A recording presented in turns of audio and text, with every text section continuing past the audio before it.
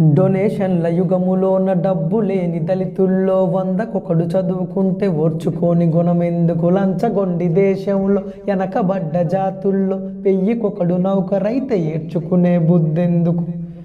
పాయసాల జీడిపప్పు తినే వాళ్ళకి మా గంజిలోన ఉప్పు చూసి గొనుగుడెందుకు? చౌదరి గారు, ఓ నాయుడు గారు, రెడ్డి గారు, ఓ రావు గారు, మీ పేరు చివరలో ఆ తోకలెందుకు? ఈ ఊరు చివరనే మా పాకలెందుకు? మీ అబ్బా పేరేమో సుబ్బారావు గారైతే మా అయ్య పేరేమో సుప్పిగాడు అయిపోయే.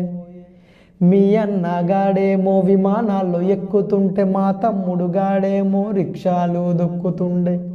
మీ అమ్మకు జలుబొస్తే అపోలోలో చేరుతుంటే మా తల్లికి క్యాన్సర్ అయితే ఆకుపసరు మింగుతుందే. మా బాధలు మా గాథలు దేవుళ్ళకి చెబుదామంటే దేవుళ్ళలో ఒకడైనా దళితుడే లేకపాయ. చౌదరి గారు, ఓ నాయుడు గారు, రెడ్డి గారు, ఓ రావు గారు, మీ పేరు చివరలో ఆ తోకలెందుకు?